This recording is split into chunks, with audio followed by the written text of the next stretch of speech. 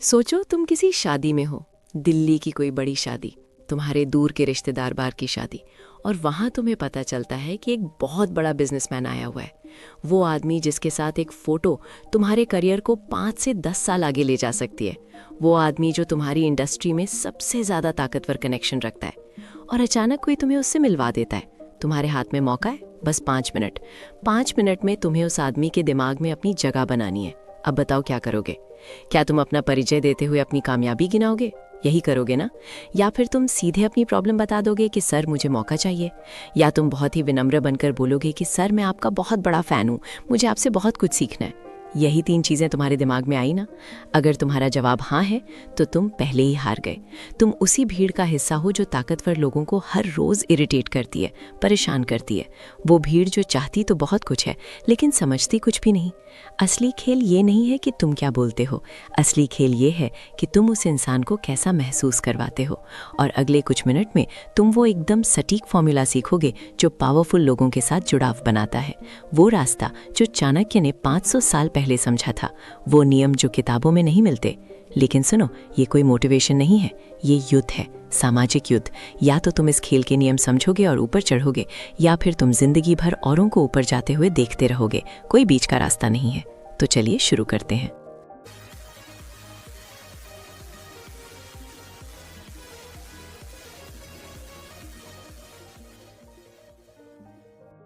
सोलहवीं सदी, इटली का फ्लोरेंस शहर। उस वक्त इटली में छोटे छोटे राज्य थे।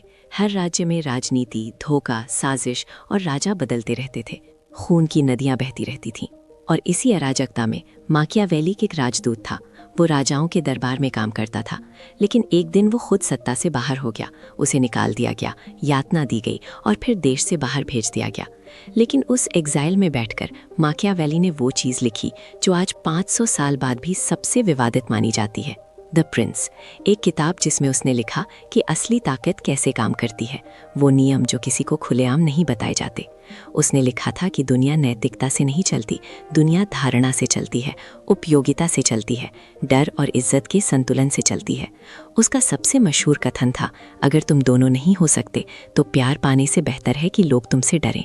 लेकिन इसका मतलब ये नहीं कि तुम खलनायक बनो। इसका मतलब ये है कि सम्मान हमेशा स्नेह से ज़्यादा कीमती है। प्यार बदल जाता है, सम्मान टिकता है। और जब तुम ताकतवर लोगों के करीब जाना चाहते हो तो तुम्हें उनकी हमदर्दी नहीं, उनका सम्मान चाहिए। माकियावेली ने समझा था कि हर रिश्ते में ताकत का एक समीकरण होता है। कोई ऊपर होता है, कोई नीचे, कोई देता है, कोई लेता है। और जो लोग ये समीकरण समझते हैं वो हमेशा जीतते हैं, चाहे वो 500 साल पहले की इटली की राजनीति हो या आज की भारतीय कॉर्पोरेट हो। नियम एक जैसे हैं, इंसानी फितरत बदलती नहीं। अब शायद तुम सोच रहे होगे कि भाई ये तो इटली की बातें हैं, माकियावेली तो राजाओं के बारे में बात कर रहा था। मेरी जिंदगी में कहाँ ताकतवर लोग हैं? मैं तो मिडिल क्लास फैमिली से हूँ, मुझे किसी राजकुमार से मिलना थोड़ी है। लेकिन रुकिए ज़रा, गौर से सोचिए। कितने लोगों को दफ्तर में अपने बॉस, अपने मालिक को प्रभावित करना पड़ता है? कितने लोगों को किसी सीनियर वरिष्ठ साथी के सामने अपनी काबिलियत साबित करनी पड़ती है? कितने लोगों को पारिवारिक धंधे में अपने पिताजी या चाचा को समझाना पड़ता है कि मुझे भी जिम्मेदारी दो? कितने लोगों को किसी निवेशक के सामने, किसी बड़े कस्टमर के सामने अपना आइडिया रखना पड़ता है? कितने लोगों को लिंक्डइन पर किसी बड़े आदमी को संदेश भेजना पड़ता है? कितने लोगों को समाज में, बिल्डिंग कमेटी में, पेशेवर समूहों में अपनी स्थिति बनानी पड़ती है? ये सब हर रोज हो रहा है। हर रोज तुम किसी ना किसी से बात कर रहे हो जो तुमसे ज्यादा ताकतवर है, आर्थिक रूप से, सामाजिक रूप से, पेशेवर रूप से। और हर बार तुम्हारा व्यवहार तय करता है कि तुम उस सीढ़ी में कहाँ खड़े हो। असली सवाल ये नहीं है कि ताकतवर लोग तुम्हारी जिंदगी में हैं या नहीं। असली सवाल ये है कि जब वो तुम्हारे सामने होते हैं तो तुम कैसे पेश आते हो। क्या तुम उनकी ज़रूरत को समझते हो? क्या तुम उनकी भाषा बोलते हो? या फिर तुम सिर्फ अपनी ज़रूरतों की लिस्ट लेकर खड़े हो जाते हो? और यहीं पर वो डार्क रियलिटी यानी काली सच्चाई आती है जो बहुत कम लोग जानते हैं। ताकतवर लोग दुनिया को तुम्हारी या मेरी तरह नहीं देखते, बिल्कुल नहीं। उनके लिए हर इंसान एक श्रेणी में आता है, उपयोगी या बेकार, संपत्ति या बोझ, दिलचस्प या उबाऊ। और ये फैसला वो तुमसे मिलने के पहले 2 मिनट में कर लेते हैं। पहले 2 मिनट। जब तुम किसी ताकतवर इंसान के सामने खड़े होते हो और बोलते हो कि सर मुझे मदद चाहिए, तो उस इंसान के दिमाग में क्या चलता है? वो सोचता है ये लेने आया है एक और भिखारी। उसके पास पहले से 50 लोग हैं जो रोज कुछ ना कुछ मांगते हैं, समय, पैसा, सिफारिश, एहसान। तुम उसी सूची में जुड़ जाते हो, अदृश्य हो जाते हो। जब तुम अपनी कामयाबी कामयाबियां बताते हो तो वो सोचता है ये साबित करने आया है, असुरक्षित है, मंजूरी चाहिए इसे। और ताकतवर लोग मंजूरी खोजने वालों को कभी गंभीरता से नहीं लेते, क्योंकि जो इंसान खुद अपनी काबिलियत पर भरोसा नहीं रखता वो दूसरों की कैसे बढ़ाएगा। और जब तुम बोलते हो सर मैं आपका फैन हूं, तो समझो खेल खत्म। फैन का मतलब अनुयायी, अनुयायी का मतलब नीचे। ताकतवर लोग फैन इकट्ठे नहीं करते, वो सहयोगी इकट्ठे करते हैं, साझेदार इकट्ठे करते हैं, वो लोग इकट्ठे करते हैं जो उनके साम्राज्य को मजबूत बनाए। अब देखो क्या होता है जब लोग इस बुनियादी नियम को नहीं समझते। लिंक्डइन पर देखो, हजारों संदेश हर दिन, सर मैं आपका सबसे बड़ा प्रशंसक हूँ, सर प्लीज मुझे एक मौका दीजिए, सर मुझे मार्गदर्शन चाहिए। डिलीट डिलीट डिलीट, सबका एक ही अंजाम।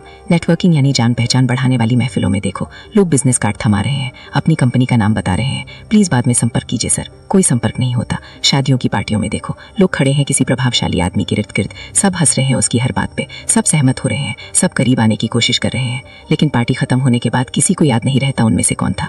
पारिवारिक धंधे में देखो, बेटा बात को प्रभावित करने की कोशिश में अपनी डिग्रियां गिना रहा है, MBA किया है मैंने, मेरे दोस्त तो अपने घर का बिजनेस संभाल रहे हैं, लेकिन उसको धंधे की बारीकियां सीखने में कोई दिलचस्पी नहीं। दुकान पर जमीनी काम करने को कहो तो मुंह बना लेता है और सीधा मालिक बनना चाहता है। बाप सोच रहा है ये मांग रहा है, अर्जित नहीं कर रहा, जिम्मेदारी नहीं दे सकता अभी। ऑफिस की राजनीति में देखो, एक कर्मचारी अपने बॉस से मिलता है और बातों बातों में जिक्र करता है कि कैसे दूसरे डिपार्टमेंट में किसी जूनियर को भी प्रमोशन मिल गया, जबकि वो उससे ज्यादा मेहनत करता है। बॉस इसे कैसे देखता है? एक शिकायत की तरह, एक मांग की तरह जो जलन से पैदा हुई है। बॉस सोचता है ये अपनी काबिलियत साबित करने के बजाय तुलना कर रहा है, और ताकतवर लोग मांगों से चिढ़ जाते हैं। ये सब हर रोज हो रहा है। हजारों लोग असफल हो रहे हैं ताकतवर लोगों के साथ जुड़ाव बनाने में, और कारण एक ही है, वो दृष्टिकोण गलत कर रहे हैं। वो जरूरत दिखा रहे हैं काबिलियत की जगह, वो बेचैनी दिखा रहे हैं आत्मविश्वास की जगह।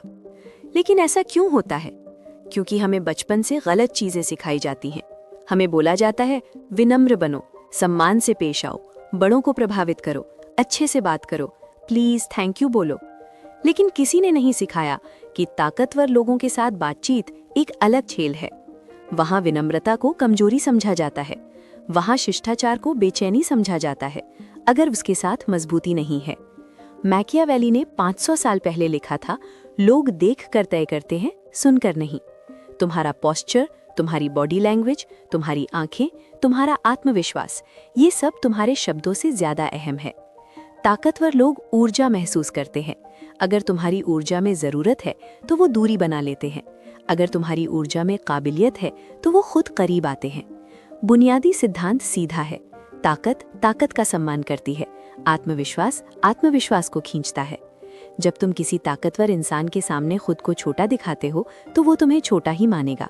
लेकिन जब तुम अपने आप को बराबर की ऊर्जा के साथ पेश करते हो, घमंडी नहीं लेकिन दब्बू भी नहीं, तो वो तुम्हें देखता है। क्योंकि ज्यादातर लोग झुक जाते हैं, जो नहीं झुकता वो अलग दिखता है। अब सवाल ये बनता है कि फिर करें क्या?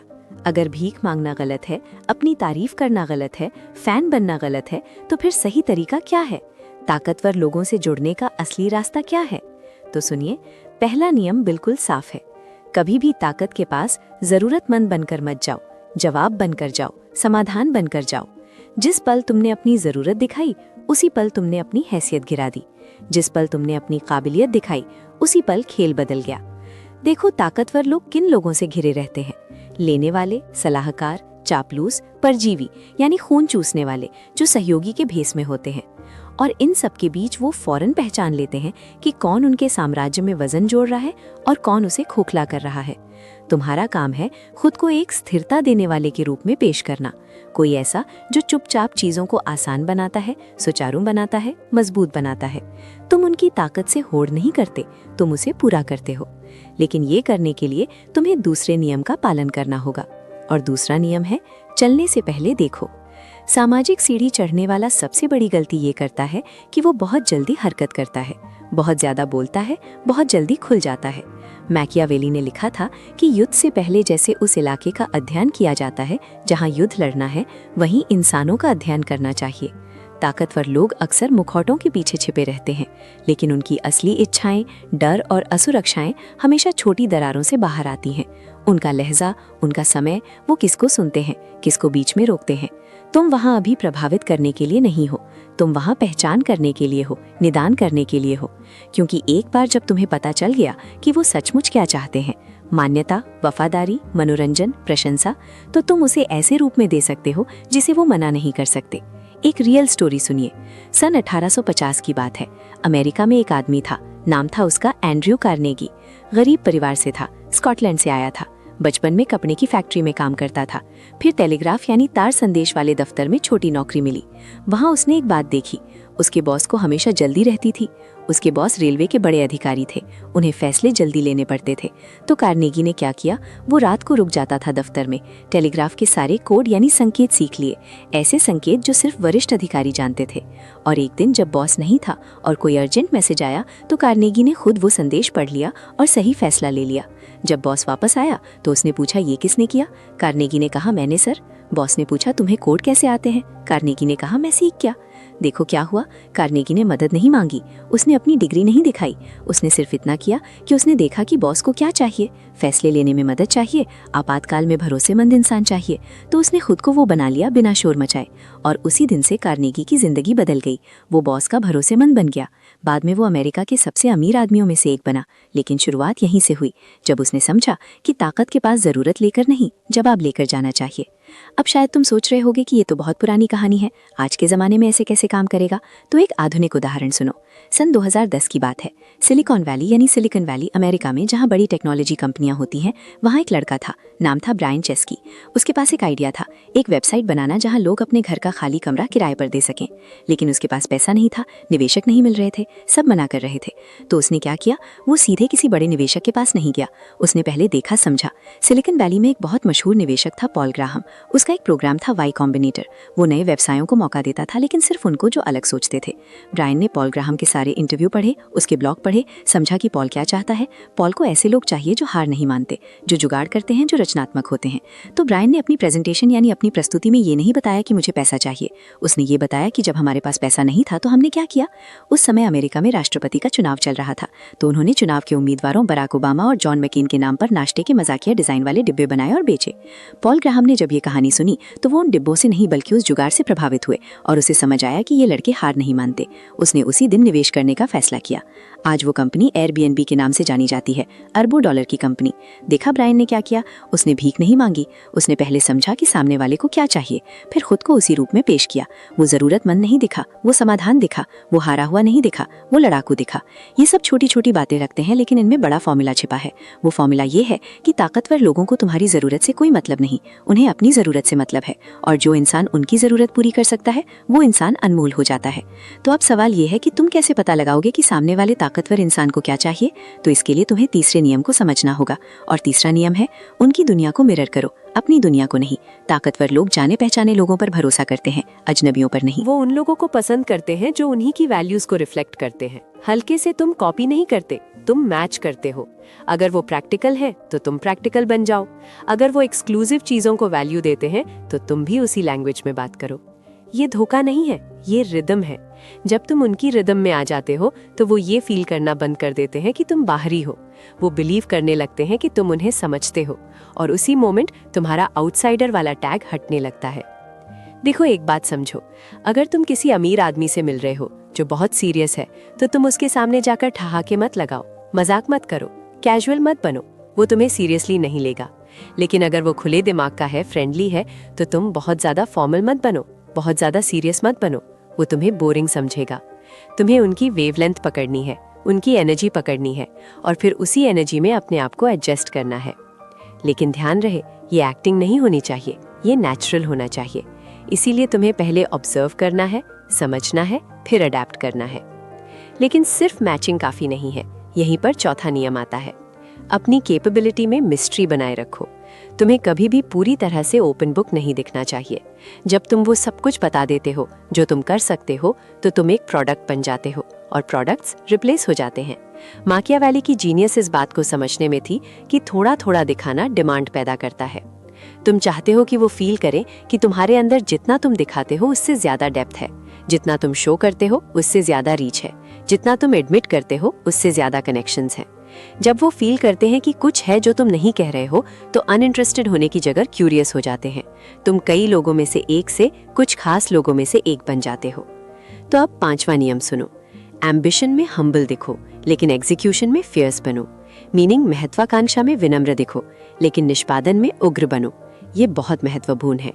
ताकतवर लोगों को वो लोग जरा भी पसंद नहीं जो दिखाते हैं कि उन्हें ऊपर चढ़ने की कितनी भूख है। ऐसे लोगों को देखकर उन्हें अपने संघर्ष के दिन याद आ जाते हैं, वो साल जब वो खुद पंजे मारकर ऊपर चढ़ रहे थे और कोई भी अपनी उस भूखी परछाई को दोबारा नहीं देखना चाहता। तो तुम्हें क्या करना है? तुम्हें एकदम शांत दिखना है, धैर्यवान दिखना है।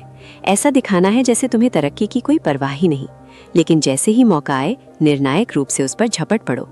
पावरफुल लोग इस दोहरेपन को तुरंत पहचान लेते हैं, संयम लेकिन इरादे के साथ। ये संकेत है कि तुम गेम के रूल समझते हो, लेकिन इसे अपने अंदाज में खेलते हो। अब छठा नियम, ताकतवर लोगों को अपनी वफादारी के लिए होड़ करने पर मजबूर करो। अगर तुम्हारी वफादारी मुफ्त में मिलती है तो उसकी कोई कीमत नहीं। खुद को एक ऐसे इंसान के रूप में पेश करो जिसे पाना एक जीत हो। हल्का सा घर्षण पैदा करो, बगावत नहीं बल्कि स्वतंत्रता। जब पावरफुल लोगों को लगता है कि तुम सिर्फ उनके मोहताज नहीं हो, तो वो तुम्हें और कसकर पकड़ना चाहते हैं। याद रखो, ताकतवर लोग उसकी रक्षा करते हैं जिसे पाना मुश्किल है। अब सातवां नियम सुनो, चापलूसी को रणनीति में बदलो। खाली तारीफ जहर है, वो ये दिन भर सुनते हैं। तुम्हारी तारीफ को अलग बनाती है सटीकता। ये मत कहो कि आप शानदार हैं, ये कहो कि उस फैसले पर आपकी टाइमिंग कमाल की थी। अब तुम्हारी तारीफ में समझदारी है। तुम उनकी उस काबिलियत की तारीफ कर रहे हो जिस पर उन्हें खुद गर्व है, और वो इस भावना को तुम्हारे साथ जोड़ लेंगे। लेकिन रुकिए, अब आठवां नियम, और इसे बहुत ध्यान से सुनो। कभी भी अपनी चमक को उनकी चमक से ज्यादा मत होने दो। भले ही तुम ज्यादा काबिल हो, तुम इसे खुलकर नहीं दिखा सकते। ताकत का अहंकार बहुत नाजुक होता है। जो लोग राजा से बड़े दिखने लगते हैं वो कुचल दिए जाते हैं। अब जब तुम ताकत के करीब पहुंच गए हो तो नौवां नियम काम आता है। अलायंसेस, गठबंधन ऊपर नहीं बगल में बनाओ। बहुत लोग सिर्फ शिखर पर बैठे लोगों को इम्प्रेस करने में लगे रहते हैं, लेकिन असली खेल उनके चारों ओर के घेरे में है। सीईओ का सेक्रेटरी, मंत्री का पीए, बॉस का भरोसेमंद असिस्टेंट, गेटकीपर्स, एडवाइजर्स, विश्वास पात्र लोग, सलाहकार। ये लोग धारणा को आकार देते हैं, पहुंच को नियंत्रित करते हैं और सही कानों में फुसफुसाते हैं। ये अक्सर मुखिया से ज्यादा खतरनाक और ज्यादा कीमती होते हैं। माकियावेली इन्हें अदृश्य राजकुमार कहता था, सिंहासन के पीछे के असली प्रभाव रखने वाले। इनसे चुपचाप दोस्ती करो, इन्हें छोटे फायदे दो, इनकी सुरक्षा जीतो। ये तुम्हारा नाम ऊपर तक ले जाएंगे बिना तुम्हारे मांगे। अब इसे भारतीय संदर्भ में समझो। मान लो तुम्हें किसी बड़े अधिकारी से काम करवाना है, सरकारी दफ्तर। अब ज्यादातर लोग क्या करेंगे? वो सीधे अधिकारी से मिलने की कोशिश करेंगे, घंटों इंतजार करेंगे और शायद मुलाकात भी ना हो।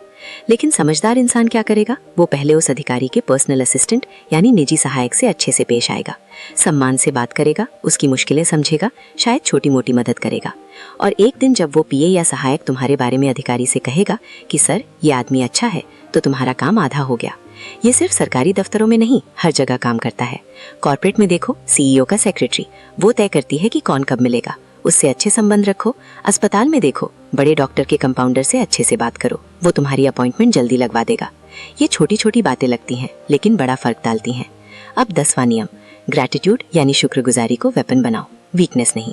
जब कोई ताकतवर इंसान तुम्हारी मदद करे तो नौकर की तरह जवाब मत दो, बराबरी वाले की तरह जवाब दो, जो एक्सचेंज को, आदान प्रदान को पहचानता है। नौकर एक बार थैंक यू बोलता है, रणनीतिकार एक्शन के थ्रू ग्रैटिट्यूड दिखाता है, आभार दिखाता है। शायद तुम बाद में उनकी कोई समस्या सुलझा दो या उन्हें कोई ऐसी जानकारी दो जो उनके गोल्स में मदद करे। एक्शन बैक्ड ग्रैटिट्यूड पूरी डायनामिक्स बदल देती है। तुम अब लेने वाले नहीं रहे बल्कि योगदान देने वाले बन गए, कंट्रीब्यूटर बन गए, और कंट्रीब्यूटर्स को हटाना मुश्किल होता है। तो तुम क्या करो? जब कोई ताकतवर इंसान तुम्हारी मदद करे तो सिर्फ शुक्रिया मत कहो, सोचो कि मैं उसे वापस कैसे दे सकता हूँ, लेकिन बराबर की तरह।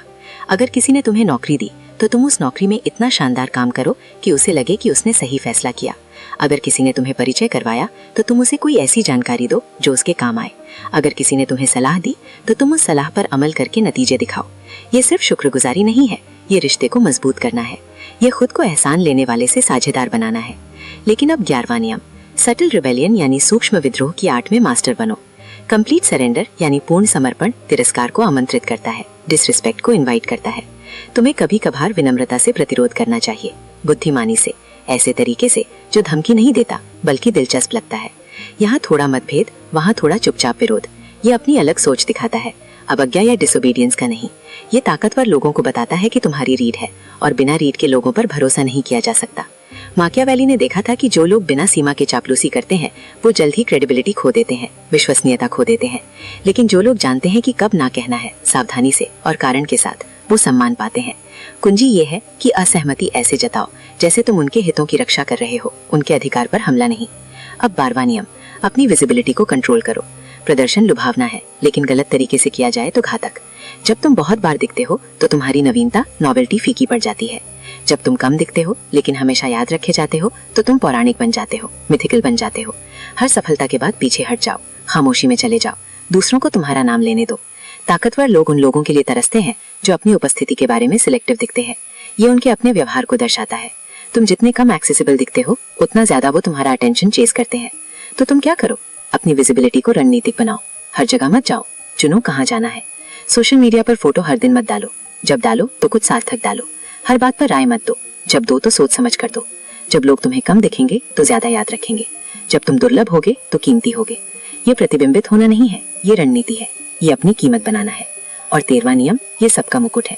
हमेशा ऐसे चलो जैसे तुम वहां बिलोंग करते हो, यहाँ तक कि इससे पहले कि तुमने टेबल पर सी टर्न की हो।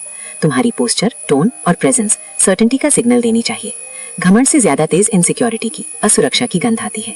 जब तुम किसी ताकतवर माहौल में दाखिल होते हो तो तुम मंजूरी का इंतजार नहीं करते, बल्कि ऐसे पेश आते हो जैसे सबकी मंजूरी पहले से ही तुम्हारे पास है। माकियावेली कहता था कि किस्मत उस व्यक्ति का साथ देती है जो पहले से ही पसंद किया गया दिखता है। पावर उस आत्मविश्वास का सम्मान करती है जैसे पुष्टि की आवश्यकता नहीं। जब तुम ऐसे चलते हो जैसे तुम वहां के हो तो दूसरे इस पर विश्वास करना शुरू कर देते हैं, इससे पहले कि वो जाने क्यों। एक रियल स्टोरी सुनो। 20वीं सदी की शुरुआत की फ्रांस में एक आदमी था, नाम था विक्टर लस्टिक। अब ये आदमी एक ठग था, लेकिन उसकी कहानी से एक सबक मिलता है। एक बार लस्टिक ने पेरिस में आईफिल टावर को स्क्रैप में बेचने की योजना बनाई। हाँ, तुमने सही सुना, उसने सरकारी अधिकारी बनने का नाटक किया। 5 बड़े स्क्रैप डीलरों को बुलाया, महंगे होटल में मीटिंग रखी, सरकारी लेटर हेड पर पत्र भेजे और पूरी मीटिंग में वो ऐसे बर्ताव करता रहा जैसे वो वाकई सरकारी अधिकारी हो। कोई हिचकिचाहट नहीं, कोई डर नहीं, पूरा आत्मविश्वास। और क्या हुआ, एक डीलर ने टावर खरीदने के लिए बड़ी रकम दे दी। लिपस्टिक पैसे लेकर गायब हो गया और उस डीलर को इतनी शर्म आई कि उसने पुलिस को भी नहीं बताया। अब मैं ये नहीं कह रहा कि तुम ठगी करो, लेकिन सबक ये है कि आत्मविश्वास कितना शक्तिशाली है। लिपस्टिक के पास कोई असली अधिकार नहीं था, लेकिन उसने ऐसे व्यवहार किया जैसे हो और लोगों ने मान लिया।